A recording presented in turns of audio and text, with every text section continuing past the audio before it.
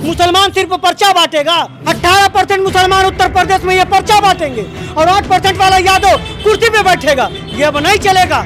ये बीजेपी वाले जब चाहेंगे नचनिया को उठा लाएंगे, ये समाजवादी पार्टी वाले जब चाहेंगे नचनिया को उठा लाएंगे। नौशाद सिर्फ और सिर्फ अपने रब से डरता और रब के अलावा किसी से नहीं। ये योगी या मोदी सिर्फ मुझे सलाखों के पीछे भेज सकते हैं, ज्यादा से ज्यादा फांसी की सजा दे सकते हैं, इससे ज्यादा कुछ नहीं कर सकते। 22 साल और 26 साल 24 साल के नौजवानों से कहा जा रहा है कि तुम घर जाओ आराम करो। अब 75 साल के बुढ़ऊ चाचा कह रहे एक मौका और दे। दोस्त दोस्त ना रहा। अब मोदी जी को भी समझ में आ गया है कि इनके अडानी और अंबानी जो दोस्त थे। नमस्कार दोस्तों, क्या नरेंद्र मोदी को अब डर सताने लगा है कि उनका सत्ता और कुर्सी वापस जा रहा है? क्योंकि मोदी जी का बयान है, उन्होंने कहा है कि कांग्रेस जो है पिछले कुछ दिनों से या फिर ये कहें जब से चुनाव का ऐलान हुआ है तब से अंबानी और अडानी का जिक्र जो है अब उनके मुंह पर नहीं आ रहा है। और वहीं पे कांग्रेस ने इसको लेकर कहा कि क्या अब दोस्त ना रहा। मतलब कुछ समय पहले जो अडानी और अंबानी को लेकर भाजपा एक शब्द नहीं सुन पा रही थी, अब उन्हीं से शब्द सुनने के लिए उन्हीं का विरोध करने के लिए कांग्रेस को उकसा रही है। वही कांग्रेस का एक जवाब और है कि 3 अप्रैल से लेकर अभी तक लगभग 103 बार राहुल गांधी जो है अंबानी अडानी का जिक्र करते हुए आए हैं।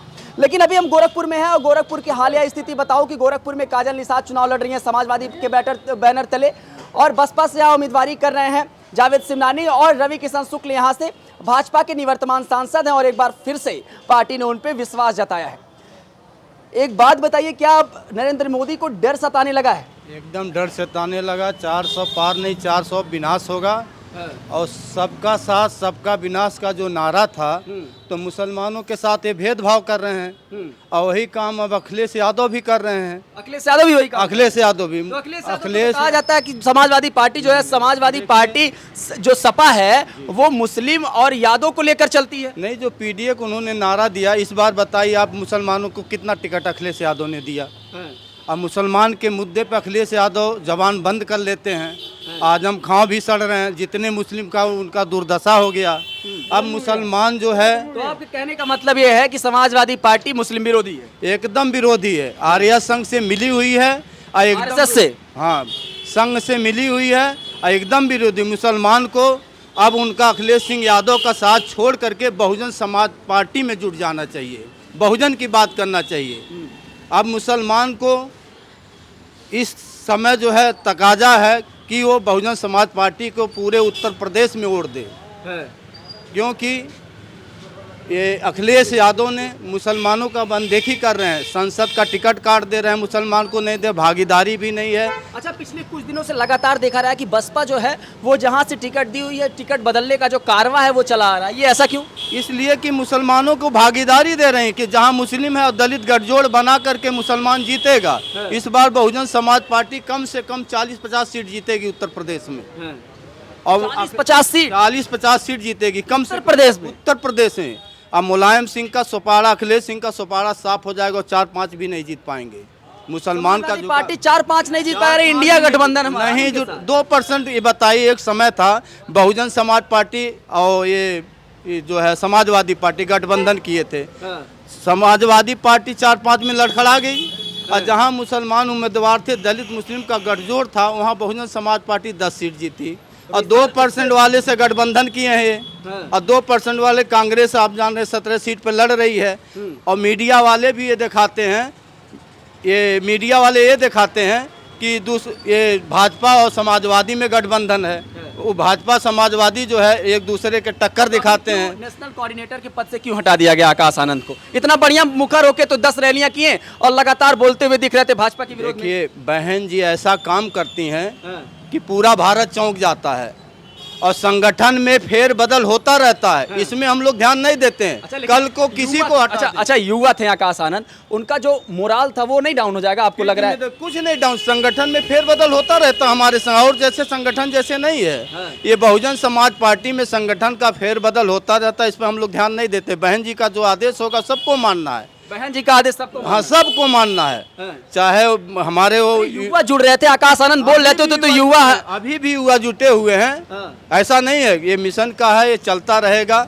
कितने आएंगे कितने जाएंगे। कारवां चलता फैक्ट्री है, ये फैक्ट्री है, यहाँ से नेता पैदा होते हैं। बहुजन समाज जो है पार्टी नेता पैदा करती है, तब उसको बीजेपी ले लेते हैं, समाजवादी पार्टी ले लेते हैं। अब मुसलमानों का हमारा यही अपील है मुसलमानों से कि अब समाजवादी पार्टी छोड़ दें और बहुजन समाज पार्टी से जुट जाए। 22-22-44 बीजेपी वैसे ही साफ हो जाएगी। कुछ बीजेपी के साथ भी जुड़ रहे हैं मुसलमान? नहीं जुट रहे हैं, नहीं जुड़ रहे हैं, गलत बात है। नहीं जुड़ रहे हैं, ना ना ना नहीं, गलत बात। वोट नहीं जाएगा। नहीं, वो 1-2% का हम नहीं क्रिया खा सकते हैं, लेकिन इस वक्त जो है मुसलमान अब बहुजन समाज पार्टी की तरफ देख रहा है। अब पूरे भारत में ऐसा आंदोलन होगा कि बहुजन समाज पार्टी के तरफ ही सब जुटेंगे, सब जुटेंगे। अच्छा रुके रहिए, आपसे बतियाएंगे। नौशाद जी ये बताइए कि क्या मोदी जी को डर सताने लगा? उन्होंने कहा कि कांग्रेस अब अमानी अडानी के बारे में अब एक शब्द बोल नहीं रही है जब से चुनाव का ऐलान हुआ है। सबसे पहले आपका बहुत बहुत धन्यवाद। और जैसा कि मैं आपको बता दूं, पहले मैं आम आदमी पार्टी में अल्पसंख्यक मोर्चे का जिला अध्यक्ष गोरखपुर था, लेकिन जब इंडिया गठबंधन हुआ, आम आदमी पार्टी का समाजवादी पार्टी से अलायंस हुआ, और जब गोरखपुर 64 लोकसभा से काजल निषाद को प्रत्याशी बनाया गया, मैं उस वक्त से इस प्रत्याशी के खिलाफ था।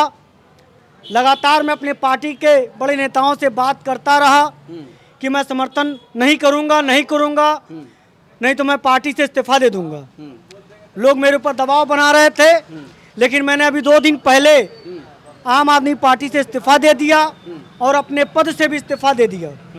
सिर्फ इसलिए दे दिया क्योंकि समाजवादी पार्टी ने सिर्फ और सिर्फ मुसलमानों का नुकसान किया है। तो कौन सी पार्टी हित की है मुसलमानों का? ये देखिए, कोई पार्टी होगी जी, बिल्कुल। इतना साल तक कांग्रेस ने किया। एक मिनट बोलो, मैं आपको उदाहरण के तौर पे बता दूं, पूरे उत्तर प्रदेश में आज जो भी मुस्लिम नेता हैं उनको बहन कुमारी मायावती जी ने नेता बनाया है। उदाहरण के तौर पे मैं आपको बता दूं, मोहसिन खान एक गोरखपुर में बहुत बड़ा नाम है, जो बहुजन समाज पार्टी से विधायक हुए थे और विधायक के हैसियत से समाजवादी पार्टी में गए थे, समाजवादी पार्टी से टिकट मांगे थे, तो माननीय मुलायम सिंह यादव जी ने टिकट नहीं दिया था। और आज वही मोहसिन कहाँ हैं जिनको कोई पूछने वाला नहीं है। क्या मैं पूछना चाहता हूँ कि गोरखपुर के अंदर कोई मुसलमान नेता नहीं है? क्या गोरखपुर के अंदर कोई मुस्लिम लीडर नहीं है जो समाजवादी पार्टी का टिकट पर चुनाव लड़ पाएगा? 5-5 बार के पार्षद है, बड़े बड़े समाजवादी पार्टी का नेता है। आपको ऐसा क्यों लगता है कि मुस्लिम ही गोरखपुर का उद्धार कर सकता है? अरे जातिवादी चीज छोड़िए, हम ये कह रहे हैं कि अगर ब्राह्मण रहेगा तो मुस्लिम का उद्धार नहीं करेगा। मैंने आपकी बात देखी, आपने कहा कि जातिवाद छोड़िए। आप एक बात बताइए, महापौर का चुनाव निषाद लड़ेगा, विधानसभा का चुनाव निषाद लड़ेगा, लोकसभा का चुनाव निषाद लड़ेगा, मुसलमान सिर्फ पर्चा बांटेगा। मुसलमान हिस्सेदारी कब तय करेगा? 18% मुसलमान उत्तर प्रदेश में ये पर्चा बांटेंगे और 8% वाला यादव कुर्सी पे बैठेगा। ये अब नहीं चलेगा। ये अखिलेश यादव, मुलायम सिंह यादव जितना चूतिया बनाना था बना लिए, हम मुसलमानों को चूतिया नहीं बना पाएंगे। क्या गोरखपुर के अंदर कोई मुसलमान नेता और इंडिया गठबंधन के साथ दमखम से लड़े हुए कह रहे हैं कि अब सिर्फ जो है, इसके पहले भी आपने देखा था कि गठबंधन करके 2 लड़के चुनाव लड़े थे, क्या हाल हुआ था ये सबने देखा था। मैं आपको एक बात बता दूं कि गोरखपुर की आपने अगर बात किया है तो गोरखपुर में जो मुसलमानों की संख्या है वो 60 और 40 की है, लेकिन बार बार समाजवादी पार्टी सिर्फ निषाद को ही क्यों लाती है, यादव को ही क्यों लाती है? क्या समाजवादी के पास गोरखपुर के अंदर कोई मुस्लिम नेता नहीं है? ये गोरखपुर में जितने मुस्लिम नेता ये सिर्फ पर्चा बांटेंगे। अगर मुस्लिम को टिकट मिल गया होता समाजवादी पार्टी से तो नौशाद समाजवादी पार्टी का समर्थन करते हैं। बिल्कुल करता। दूसरी चीज सुन लीजिए, गोरखपुर के अंदर कोई गोरखपुर में नेता नहीं है। ये बीजेपी वाले जब चाहेंगे नचनिया को उठा लेंगे, ये समाजवादी पार्टी वाले जब चाहेंगे नचनिया को उठा लेंगे और गोरखपुर प्रचारक के पीछे चलेंगे। स्टार प्रचारक। अरे हमसे बड़ा स्टार प्रचारक कौन है? बुलाइए, मेरे सामने खड़ा कर दीजिए, बोल के दिखाए तो हम जाने स्टार प्रचारक है। ये नुक्कड़ सभा लगा, ठीक है, आपसे मुलाकात होगी, बात होगी तो कहिएगा कि नौशाद अंसारी कह रहे थे कि अगर बहुत बड़े नेता किशन को चैलेंज। अरे रवि किशन छोड़िए, उनके मुख्यमंत्री जी आ जाएं, मेरे सामने डिबेट कर लें और मेरे सवालों का जवाब दे दे, मैं राजनीति करना छोड़ दूंगा। अरे जिससे दुनिया कांप रहा है, उत्तर प्रदेश कांप रहा है, माफिया कांप रहा है, उनको आप चैलेंज कर रहे हैं, रवि किशन को चैलेंज कर रहे हैं। नौशाद सिर्फ एक लोगों से कांपता है, ये मैं सैकड़ों बार कहा हूं और मैं फिर कह रहा हूं, नौशाद सिर्फ और सिर्फ अपने रब से डरता है और रब के अलावा किसी से नहीं। ये योगी या मोदी सिर्फ मुझे सलाखों के पीछे भेज सकते हैं, ज्यादा से ज्यादा फांसी की सजा दे सकते हैं, इससे ज्यादा कुछ नहीं कर सकते। नौशाद अंसारी जब तक जिंदा है मुसलमानों की बात करता रहेगा, दलितों की बात करता रहेगा, दबे कुचलों की बात करता रहेगा, इनकी लड़ाई लड़ता रहेगा। बसपा जिस पार्टी अभी आप कह रहे हैं सपोर्ट कर रहे हैं जावेद सिंधानी का, ठीक है, लेकिन बसपा केवल मुस्लिमों का, ऐसा थोड़ी ना केवल मुस्लिमों का सपोर्ट करती है, बसपा दलितों का सपोर्ट करती है। एक समय था जब ब्राह्मण अधिकांश जो है ब्राह्मण नेता जो है बसपा से जुड़े हुए थे, तो ऐसा थोड़ी ना ब्राह्मण का विरोध करती है, ठाकुरों का विरोध करती है, ऐसा नहीं है ना। बसपा का अगर बात बताइए, बीजेपी तो मुसलमानों का सम्मान नहीं करती, लेकिन सरकार बनाती है तो एक मंत्री बनाती है। देखिए अगर बीजेपी अगर केंद्र सरकार से कोई योजना निकलेगी तो क्या वो केवल मुसलमानों को नहीं मिलेगी, दलित को मिलेगा और केवल यादव को मिलेगा, योजनाओं सब लाभ उठाएगा। लेकिन जो हिस्से कह सकते हैं कि जो भाजपा जो है मुस्लिम, हमारा एक ही नारा है, दलित मुसलमान कब तक सहोगे अत्याचार, दलित मुसलमान जागा है, अपना हिस्सा मांगा है। ये ब्राह्मण और ठाकुर और ये यादव दलित और मुसलमानों का सिर्फ हक मारे हैं, दलित मुसलमान का सिर्फ ये हक खाए हैं, कभी दलित और मुसलमानों का हक खाए हैं, हक खाए हैं दलित और मुसलमानों का, ब्राह्मण ठाकुर और जो बहुजन समाज पार्टी सर समाज की बात करती है। सब समाज का इसमें मान सम्मान मिलता है, चाहे ब्राह्मण हो चाहे कोई भी जात हो।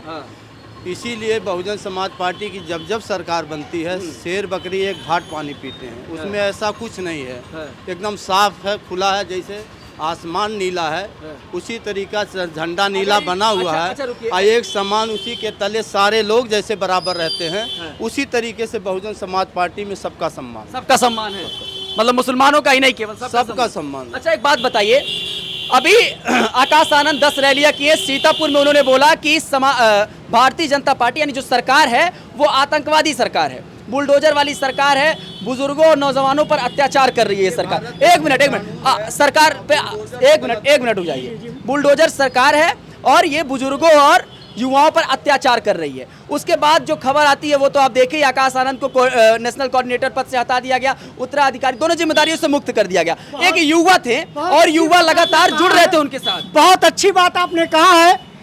देश में एक हवा चली थी अभी कुछ दिन पहले और अभी भी चल रही है, 22 साल और 26 साल के नौजवानों से कहा जा रहा है कि तुम अग्निवीर हो, तुम घर जाओ आराम करो।